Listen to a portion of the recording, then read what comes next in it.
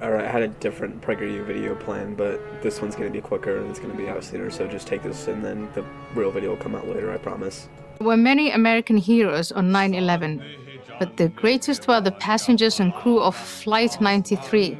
Not only did they avert what Al-Qaeda planned, a direct hit on the White House, but If I sound a bit plugged up, it's because I'm sick right now, but small historical nitpick. We don't know if Al-Qaeda was going to go for the Capitol building or the White House. Just thought I should add that there. they also embodied Patrick Henry's credo, "Give me liberty or give me death." Do those words still have a meaning in America today?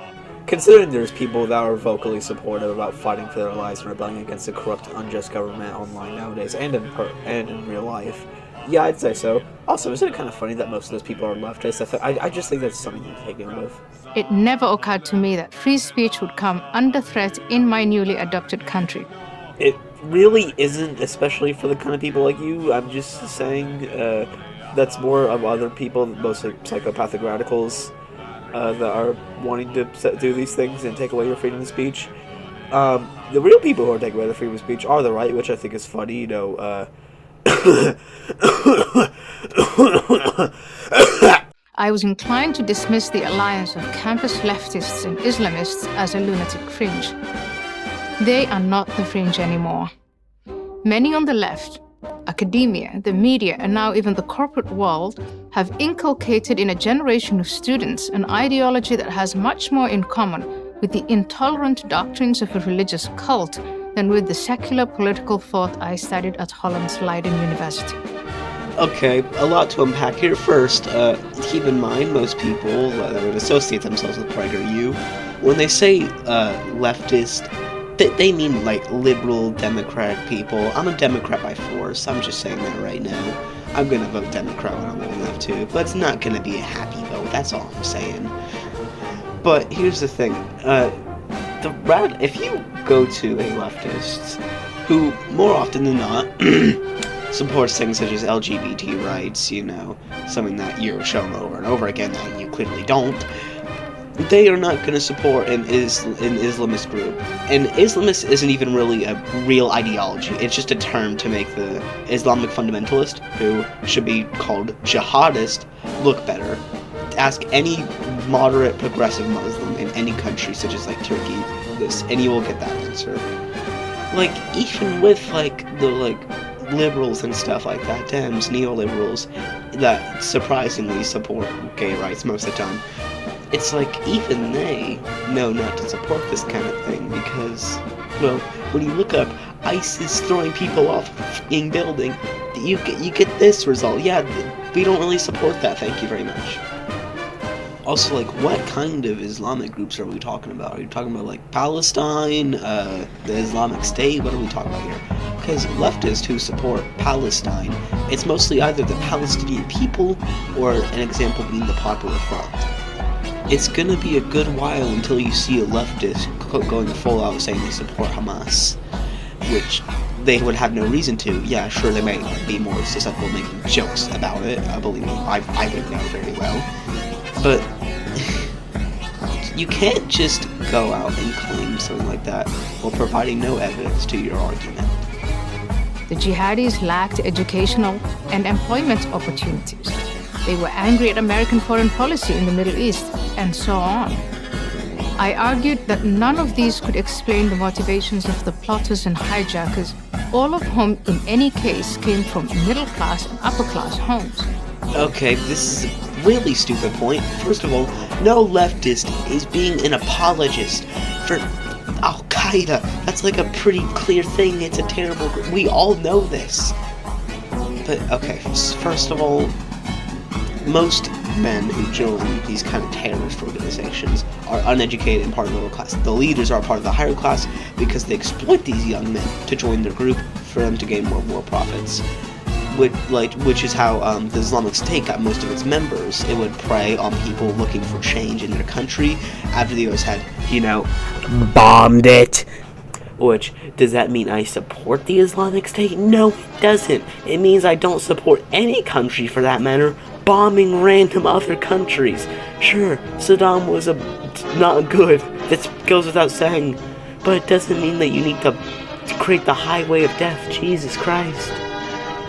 Their goal was religious and political, to denounce Arab governments as corrupt and their Western allies as infidels, and ultimately to overthrow the existing order in the Middle East and establish a caliphate. These are coming from the same people who denounce Islam as a whole, and also call Saudi Arabia as the people that are secretly controlling us. Isn't that ironic? American policymakers preferred the materialist explanations as they implied actions to solve the problem: invasion, regime change, democratization. Invading a country, buying all its oil for basically free and then placing it in your own governing body? Yep, democratization there, folks. It was unpopular to suggest that the terrorists might have unshakable convictions having nothing to do with material considerations. 2 decades later, we see a similar dynamic, only this time it's within America's borders. Naive observers explain the Black Lives Matter protests and riots of 2020 in terms of blacks' material disadvantages. Wait a minute, you mean that drastically raising petty drug offenses, suppressing their people, making it extremely hard for them to vote then and now, and all this other stuff is not based off materialism? Bro, you're so right! I can't believe how you're a genius. PragerU, take the Oscar. These are real, as are the far worse socioeconomic problems of the Arab world, but they hide the leaders' real motivations. Their ideology goes by many names: social justice, critical race theory, and intersectionality are just a few. Ah yes, advocating for civil liberties, anti-racism teaching programs, and sexual and gender acceptance. True mindsets of the Arab world. For simplicity, I call it all wokeism. I'm not about to equate wokeism and Islamism. Yeah, you can't make the two to one because wokeism just doesn't exist.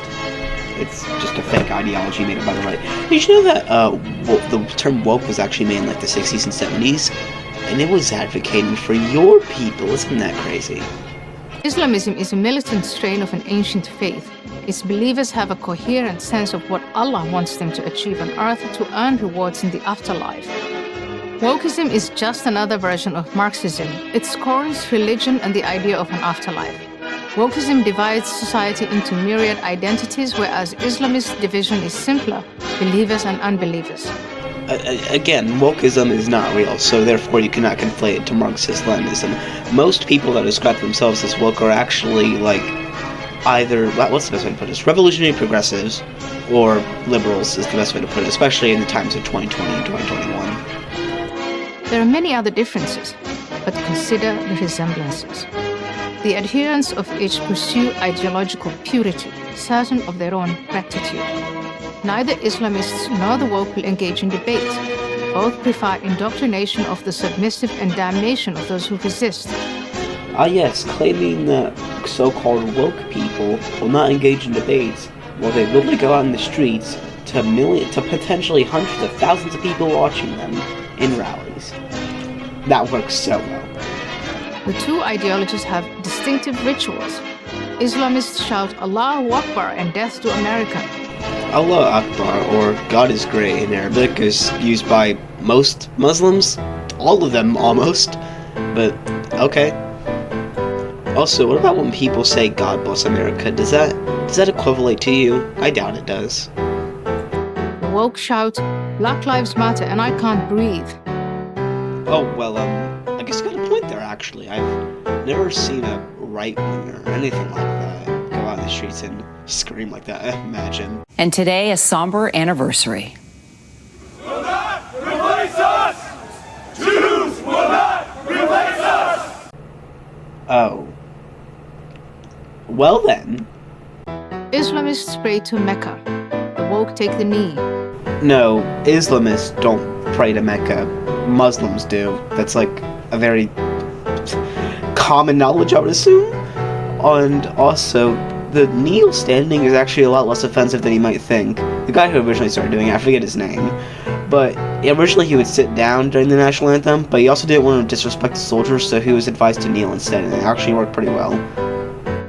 both like burning the American flag. Oh, that's a really good point. How about we talk about the flags that the right wing burns? How about we talk about that?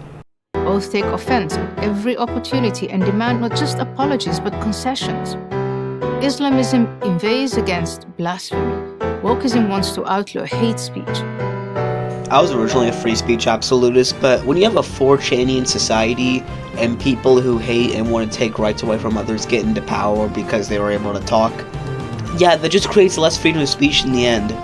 Islamists use the word Islamophobia to silence critics. The woke do the same with racism. Nah, jihadists really prefer to respond to their critics by killing them yeah. And also, I never knew that denouncing a movement that was made for racial rights would be seen as racist. I can't believe this. Both ideologies aim to tear down the existing system and replace it with utopias that always turn out to be hellish anarchies. Islamic State in Raqqa, the Capitol Hill Autonomous Zone in Seattle. Okay, yeah, Seattle wasn't the best thing in the world at all. But here's the thing, most leftists denounce anarchists and only reluctantly work with them. Anarchism is a utopian society that would never work in any massive amount of territory in real life. And also, when you look into violent protesters and stuff like that and revolts, you'll see why that when you protest for years and years on end, nothing changes. You can't really be surprised when you end up wanting to revolt against the government. Both are collectivist. Group identity trumps the individual. There's a difference between civil collectivism and economic collectivism that's like, okay buddy, chicanery. Both tolerate and often glorify violence carried out by zealots. Yeah, because the far right would never, ever use violence, although I'm saying that like jihadists aren't far right. The grievances of Islamists and the woke aren't merely economic, and they won't be satisfied with jobs or entitlements or any other blandishments politicians are willing to offer. Their motivations are ideological, and they'll be satisfied only with power.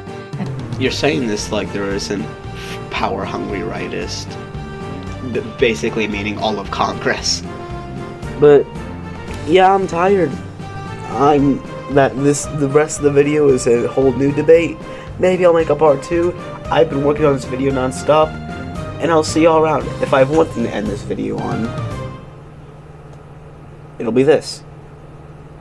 Allah subhanallah, Allah hamdan lillah, Allah subhanallah, Allah hamdan lillah, Allah subhanallah, Allah hamdan lillah.